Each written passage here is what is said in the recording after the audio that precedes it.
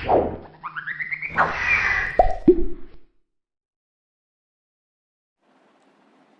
Students, कैसे हैं आप सभी। मैं अजय अवध स्वागत करता हूं आप सभी का आपके अपने यूट्यूब चैनल फिजिक्स फाउंटेन में। और आज की जो हमारी क्लास है, आज का जो हमारा ये लेक्चर है 11th फिजिक्स का हमारा 17th लेक्चर रहने वाला है।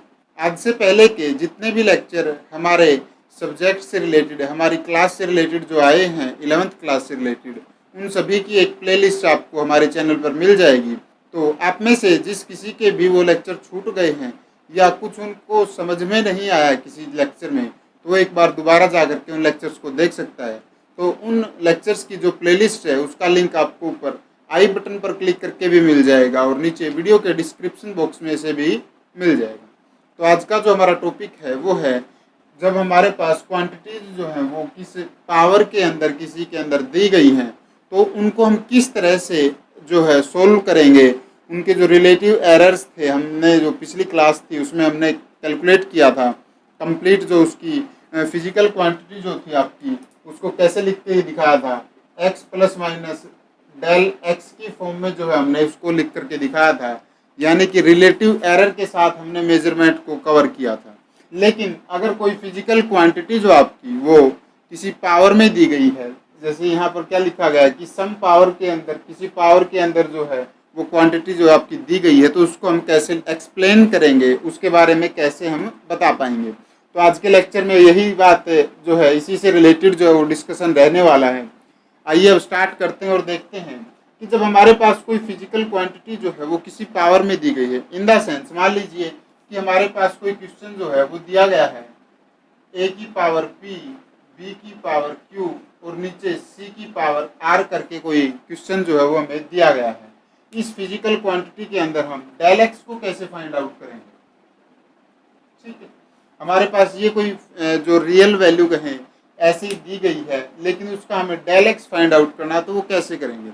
इसके लिए भी आपकी वही सिंपल एक जो डेरिवेशन है, आपने डायरेक्ट जो एक प्रॉपर्टी है उसको याद रखना है, उसकी कोई एक्सप्लेनेशन या उसका कोई जो डेरिवेटिव जो है उसका वो हम करके डेरिवेशन कंप्लीट जो है वो यहाँ पर आपके काम नहीं आएगी आपकी इस जो आपका ये चैप्टर है इसमें। तो यहाँ पर हम केवल जो बेसिक जो लाइन है आपकी, वो जो प्रॉपर्टी है उसको लिखेंगे। तो इसमें क्या करेंगे, जो हमारा ये एरर था, जो है हमारा जो ये फ्रैक्शनल एरर है इस क्वांटिटी का, उसको हम एज इट इज यहाँ लिखेंगे। और जो ये हमारी पावर है, पावर आपकी आगे आ जाएगी मल्टीप्लाई के लिए। ठीक है, पावर आपकी आगे आ जाएगी। और जो आपका फ्रैक्शनल एरर ऑफ ए है, जिस भी क्वांटिटी की, जिस भी जैसे यहाँ पर ए क्वांटिटी थी तो इसकी जो पावर थी वो इसके आगे आ जाएगी। यहाँ पर इसका फ्रैक्शनल जो एरर था वो लिख देंगे। वही सेम काम हम बी में करेंगे, क्यू आपका आगे आ जाएगा और जो फ्रैक्शनल एरर है बी का वो एज इट इज लिखा जाएगा। यही काम आपका आर में करने से पहले एक बार देख लेंगे। आर कुछ एक स्टूडेंट्स जो हैं वो जनरल बेसिक जो मैथमेटिक्स हम पढ़ते आ रहे हैं 10th क्लास तक, तो उसी को अप्लाई करने के लिए सोचेंगे कि ये जो सी है ये ऊपर आया है तो इसकी पावर जो नेगेटिव में चली जाएगी। लेकिन एरर्स के अंदर कभी भी नेगेटिव टर्म का यूज हम नहीं करेंगे। क्यों नहीं करेंगे, क्योंकि एरर जो है वो हमेशा बढ़ता है। कभी भी एरर किसी कैलकुलेशन जो है, गलत कैलकुलेशन में अगर हम उसको लेकर के, गलत मेजरमेंट को लेकर के आगे कैलकुलेशन करेंगे, तो उसकी जो एरर की जो संभावना है वो हमेशा इंक्रीज होगी, वो डिक्रीज नहीं होगी। तो उसी चीज को हम क्या करेंगे, आर जो है आपका वो यहाँ भी प्लस में आएगा और जो ये सी है इसकी आप फ्रैक्शनल वैल्यू लिखेंगे। यहाँ से आप डेल एक्स की क्या वैल्यू निकाल सकते हैं, इस एक्स को आप उस तरफ ले जा सकते हैं।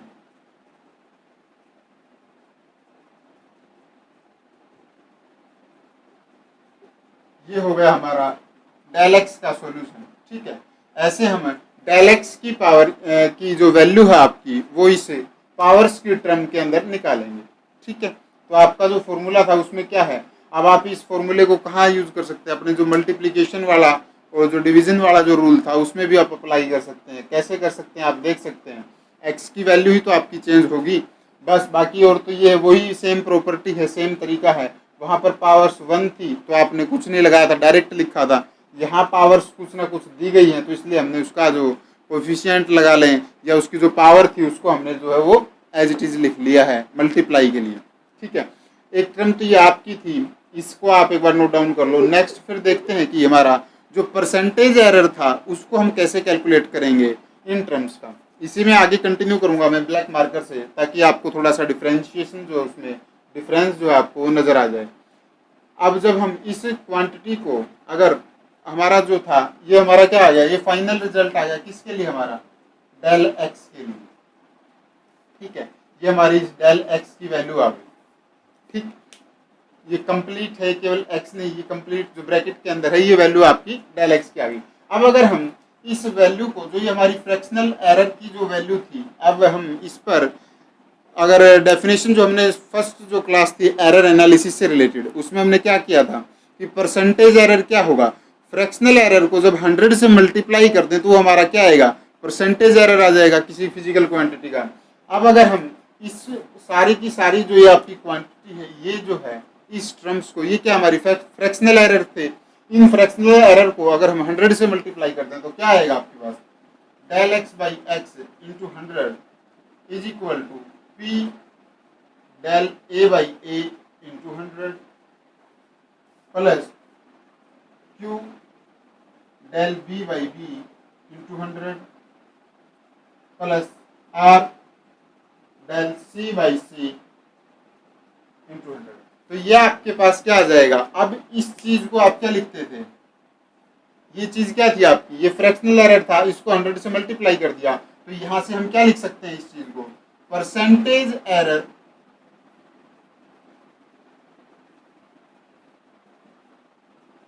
इन एक्स। हमारी एक्स जो फिजिकल क्वांटिटी है वो किसके इक्वल आया, उसका परसेंटेज एरर आपका, वो हमारा p into percentage error of in A plus q into percentage error in B plus R into percentage error in C. तो ये हमारे पास जो है इसका फाइनल फॉर्मूला जो है निकल करके हमारे सामने आ जाएगा। इस फॉर्मूले का यूज करके हम हमारे इस चैप्टर से, इस टॉपिक से रिलेटेड जितने भी न्यूमेरिकल्स उनको सोल्व करेंगे। यहाँ से आपके 80% तक जो न्यूमेरिकल्स हैं केवल इस फॉर्मूले से डायरेक्ट 80% तक जो है वो क्वेश्चन जो है वो लग जाएंगे, आप न्यूमेरिकल जो है वो सोल्व हो जाएंगे। अब 80% में कहाँ तक क्या आया आपका, कुछ एक क्वेश्चन आपके IIT नीट वगैरह के भी लग जाएंगे, जो है सभी यहाँ से नहीं लग पाएंगे। जो मेन वो आपके एडवांस के जो क्वेश्चंस हैं वो यहाँ से, इसमें थोड़ा बहुत और हम चेंज करके जैसे हम प्रैक्टिस करेंगे तो वहाँ से हमें पता लग जाएगा। बट 80% जो भी आपकी बुक्स में न्यूमेरिकल जो दिए गए हैं ज़्यादातर वो इसी फॉर्मूला पर बेस्ड हैं, और जो कुछ बचते हैं उनमें थोड़ा बहुत चेंज है। 80% से इन द सेंस ये है कि न्यूमेरिकल के अंदर ये फॉर्मूला आपका यूज होगा, लेकिन थोड़ा घुमा फिरा करके वो उसमें यूज जरूर आए। तो ये चीज़ें थी, आप इसको एक बार नोट डाउन कर लो। फिर नेक्स्ट चलते हैं इसके बेस पर न्यूमेरिकल्स जो है आज की क्लास में 2-3 न्यूमेरिकल्स मैं करता हूँ आपको, ताकि अच्छे से समझ में आ जाए। एक बार आप इसको नोट डाउन करें। तो ये हमारे पास कोई न्यूमेरिकल जो है वो दिया गया है, इसकी जो स्टेटमेंट है वो क्या कहती है, हमें कहती है कि एक फिजिकल क्वांटिटी P जो है हमें दी गई है, और उस P की वैल्यू हमारे पास क्या दी गई है, ये हमारे पास जो है वो फिजिकल क्वांटिटी जो है वो दी गई है P। यहाँ पर हमारे पास 4 जो है इसके अंदर वेरिएबल कहें वो यूज हो रहे हैं, 4 अलग अलग डिजिट्स कहें, A B C D जो इसके अंदर यूज हो रहे हैं, कोफिशिएंट भी कह सकते हैं आप इनको। ये आपके पास जो है ये 4 चीज़ें आपकी यूज हो रही हैं। हमें क्या दिया गया है कि जो परसेंटेज एरर है मेजरमेंट के अंदर वो दिया गया है। परसेंटेज एरर आपको पता है क्या होता है आपका, वो होता है आपका del A by A into 100। ठीक है, यह आपका परसेंटेज एरर है, और इसकी वैल्यू आपको कितनी दी गई है, 1% दी गई है। ऐसे B की, ऐसे C की और ऐसे D की 1 2 3 4% जो आपको दी गई है रिस्पेक्टिवली। तो अब हमें जो फिजिकल क्वांटिटी अपनी जो थी P, इस P क्वांटिटी के अंदर कंप्लीट जो आपका परसेंटेज एरर होगा वो क्या होगा, वो फाइंड आउट करना है। अब हम इसको सोल्व करते हैं और देखते हैं कि कैसे सोल्व करेंगे। बिल्कुल बेसिक से स्टार्ट करो, जैसे मैंने अभी आपको जो पावर्स का फॉर्मूला लिखना बताया था, एक बार वीडियो पॉज करो, सेम उसी तरह से इसको सोल्व करने की एक बार आप ट्राई करो। ठीक है, बाकी मैं इसको कर रहा हूँ सोल्व। आप एक बार ट्राई जरूर करो, ठीक है। आपको अच्छे से जो है वो क्वेश्चन जो है आपको अच्छे से समझ में आएगा। फर्स्ट हमारे पास क्या दिया गया है कि फिजिकल क्वांटिटी लिखी है a square b cube c d की पावर हाफ, ठीक है। अब इसको जब आप लिखते हो किसमें, आपके परसेंटेज एरर के अंदर, तो क्या होगा आपका फिजिकल क्वांटिटी जो थी आपकी फ्रैक्शनल, जो पहले हम लिखेंगे क्या लिखेंगे, फ्रैक्शनल एरर लिखेंगे। तो p का हमें as it is del p by p, इसका लिखोगे तो क्या होगा, आगे आ जाएगा ये पावर 2, और इसको क्या लिखोगे आप, del a by a plus 3 आगे del b by b plus c जो है as it is 1 into del c by c plus 1 by 2 del d by d। ये आपका क्या आ गया, ये आपकी जो फ्रैक्शनल एरर था आपका वो आपने लिख लिया। अब बात आती है इसको परसेंटेज एरर बनाओ, इसको मल्टीप्लाई बाई 100 करो, 2 into del a by a 100 plus 3 del b by b into 100 plus del c by c into 100 plus 1 by 2 del d by d into 100। तो आपका ये क्या आ गया हमारे पास, ये हमारा परसेंटेज एरर आ गया किसका, इस फिजिकल क्वांटिटी p का। अब इसके लिए हमारे पास कोई वैल्यू नहीं दी गई है तो हम इसको क्या लिखते हैं, परसेंटेज एरर इन p के अंदर हमारा परसेंटेज एरर क्या होगा। अब इसमें हमारे पास क्या दी गई है, परसेंटेज एरर ऑफ a ये है, इसकी वैल्यू में कितनी दी गई है क्वेश्चन में 1%, तो यहाँ पर लिखो 2 इंटू 1%। नेक्स्ट आपका 3, ये क्या है, b की परसेंटेज वैल्यू है, परसेंटेज एरर वैल्यू, तो ये परसेंटेज एरर मेजरमेंट जो है आपकी कितनी है, b की 2% की है। नेक्स्ट आपके पास क्या है, c की कितनी है, c की आपके पास 3% है, और ऐसे ही आपकी इसकी क्या है 4% है, तो हाफ इंटू 4% जो आपकी डी की वैल्यू आ जाएगी। इसको जो आप सोल्व कर लो, आपके पास फर्स्ट से आया 2%, नेक्स्ट से आया 6%, उससे नेक्स्ट से आया 3%, और उससे नेक्स्ट से आया 2%, ठीक है। तो ये आपका आ गया। अब इनको सम कर दो, सम करके आप लिख सकते हो, यहाँ से आपका कितना आ गया 13% जो आपका टोटल एरर परसेंटेज जो है, परसेंटेज एरर जो है आपका उसकी मेजरमेंट होगी हमारी फिजिकल क्वांटिटी के अंदर, ठीक है। इसको नोट डाउन कर लो, ऐसे ही बिल्कुल इजी से क्वेश्चन आएंगे। कुछ इसी टाइप से आपके नीट और जो मेन वगैरह के जो क्वेश्चंस हैं उनको भी हम सोल्व करके देखेंगे। एक बार आप इसको जो है नोट डाउन करो। तो ये हमारा नेक्स्ट एग्जाम्पल है, और नेक्स्ट क्वेश्चन जो है हमारा रहने वाला है। एक बार इसको आप आराम से पढ़ो, वीडियो पॉज करो, मैं एक बार साइड हट जाता हूँ। इसको एक बार वीडियो पॉज करो, आराम से पढ़ो खुद अपने आप, और समझो इसमें क्या दिया गया है, ठीक है। बिल्कुल इजी सा है। तो इसमें क्या कह रहा है हमें, a physical quantity p is related to 4 observables a b c and d as follows. ये हमारा फिजिकल क्वांटिटी का कोई फॉर्मूला दिया गया है। यदि हमारे पास जो है, इसने क्या कहा है कि ए बी सी डी की जो परसेंटेज एरर है वो क्या दी गई हमें 1, 3, 4 और 2% दी गई है। तो हमें क्या फाइंड आउट करना है, फिजिकल क्वांटिटी के अंदर इस p के अंदर हमारी टोटल कितना परसेंटेज एरर आएगा ये फाइंड आउट करना। नॉर्मल सा जैसा पिछला था सेम वही क्वेश्चन है, केवल ये p की वैल्यू जो आपकी वो चेंज हो गई। तो एक बार खुद से ट्राई करो, बाकी मैं कर रहा हूँ, ठीक है। हमारे पास क्या दिया गया है, del p by p is equal to, मैं डायरेक्ट लिखूंगा ये डेल a बाई a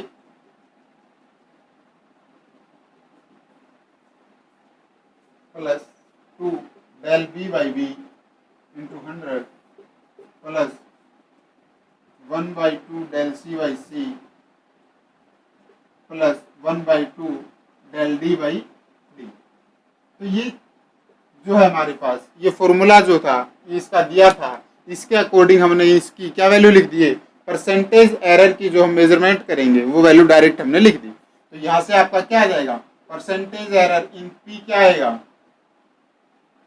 यहाँ से वैल्यू पुट करो इन सभी की, इनमें क्या आएगा आपके पास 3 into 1 plus 2 into 3 plus 1 by 2 into 4 plus 1 by 2 into 2। तो यहाँ से आप इसको सोल्व कर सकते हो, अपना मैथ जो है इजीली लगा सकते हो, इतना तो प्लस माइनस है।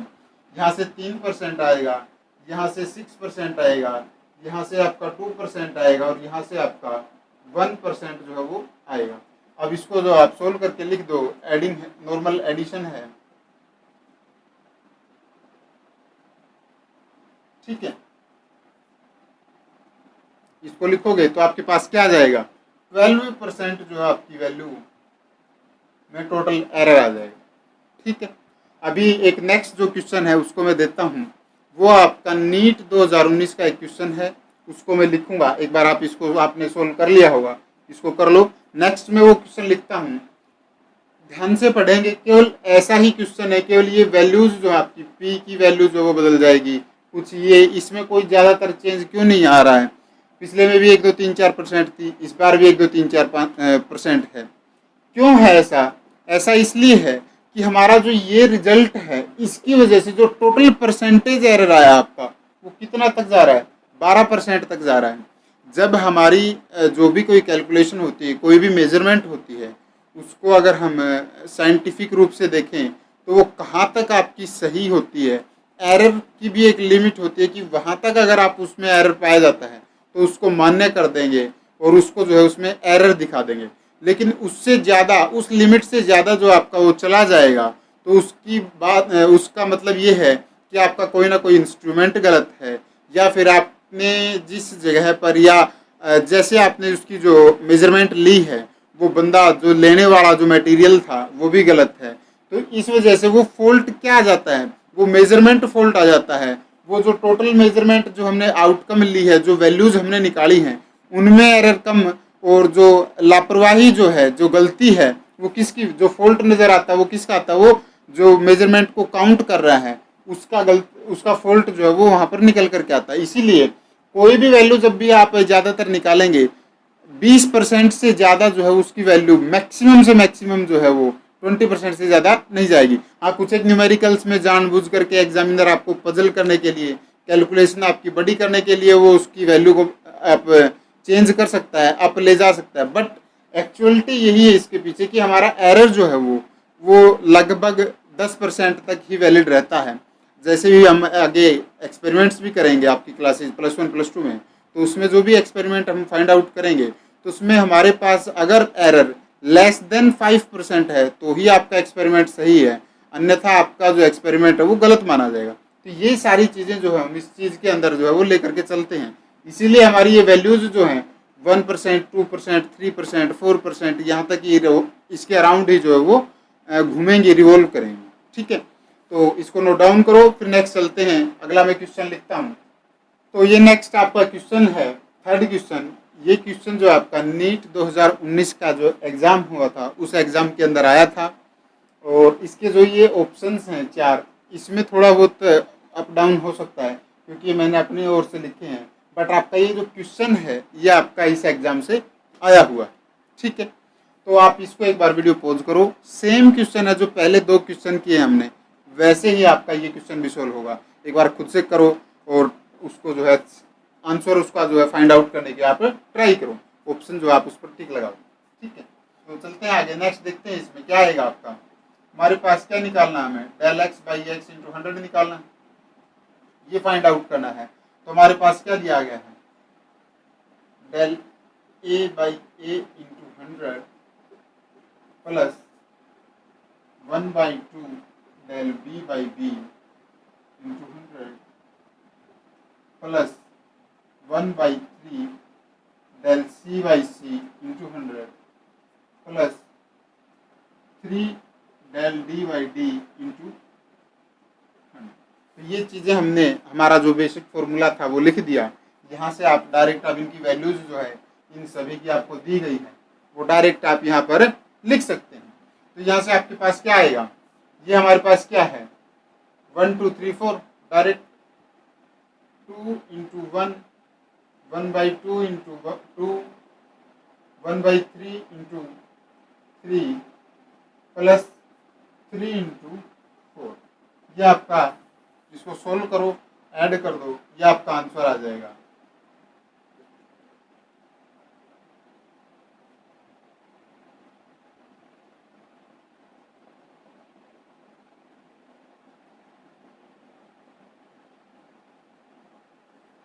ठीक है, ये आपका 16% जो इसका आंसर आएगा, ऑप्शन थर्ड जो आपका वो इसका राइट आंसर होगा। ठीक है, नेक्स्ट चलते हैं, नेक्स्ट एक क्वेश्चन और आपका लास्ट क्वेश्चन जो उसका इसका देखते हैं, एक बार आप इसको नोट डाउन कर लो। तो ये आपका नेक्स्ट जो है लास्ट क्वेश्चन आज की क्लास का है, ये आपका आईआईटी मेन जो है, जेई मेन जिसको हम बोलते हैं, अब जेई मेन 2018 का क्वेश्चन है, ये इसके ऑप्शंस हैं और ये आपका क्वेश्चन है।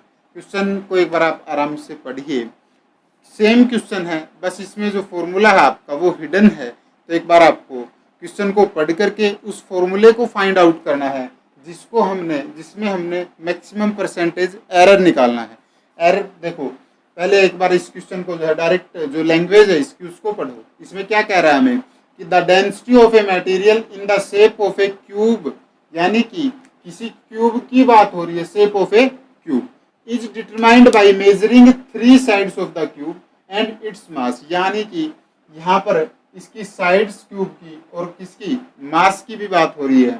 नेक्स्ट हमें क्या कह रहा है कि रिलेटिव एरर हमारे पास क्या दिए गए हैं, ये दिए गए हैं किस किस के, मास और लेंथ के जो है हमारे पास वो रिलेटिव एरर्स जो है वो दिए गए हैं 1.5% और 1%। नेक्स्ट हमें क्या फाइंड आउट करना है, डेंसिटी के अंदर हमारी मैक्सिमम जो परसेंटेज एरर है उसको हमें फाइंड आउट करना है। ठीक है, अब आप इसको एक बार समझ गए होंगे क्वेश्चन को, तो एक बार आप खुद से ट्राई करो, वीडियो पॉज करो, बिल्कुल इजी सा क्वेश्चन है, फॉर्मूला जो है आपको थोड़ा सा सोचना है, उसको एक बार ट्राई करके देखो। ठीक है, मैं इसको कर रहा हूँ, बिल्कुल इजी सा है ये, इसको देख करके बार बार ये मत सोचो कि हार्ड क्वेश्चन होगा। अगर मैं इसको ना लिखता यहाँ पर तब भी ये क्वेश्चन ऐसा ही रहना था।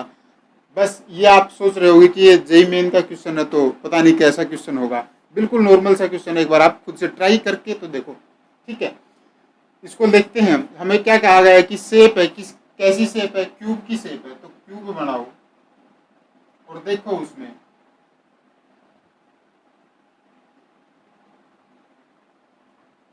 ये हमारे पास क्यूब है।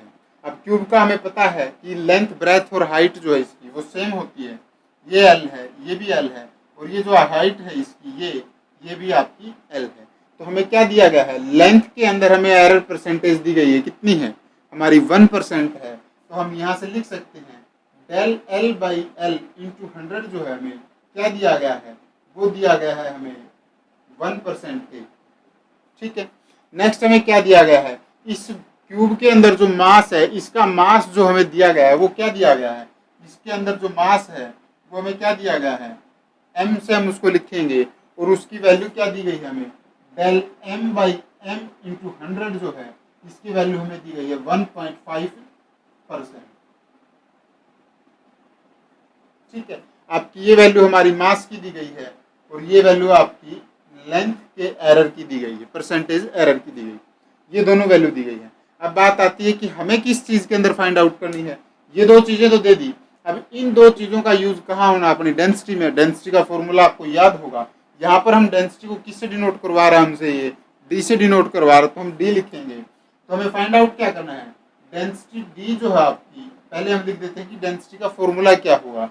डेंसिटी आपकी किसके इक्वल होती है, डी जो है, स्मॉल डी जो है वो किसके इक्वल आपकी, मास अपॉन वॉल्यूम। ठीक है, वॉल्यूम किसके इक्वल होगा आपका, क्यूब का, लेंथ का क्यूब। तो फॉर्मूला आपके पास आ गया है। अभी आपको जिसका नहीं हुआ है तो एक बार आप अब ट्राई करके देखिए, यहाँ से हमें क्या निकालना है, del D by D into 100 जो है इसकी वैल्यू फाइंड आउट करनी है। तो क्या आएगी आपके पास, 1 into del M by M into 100 plus 3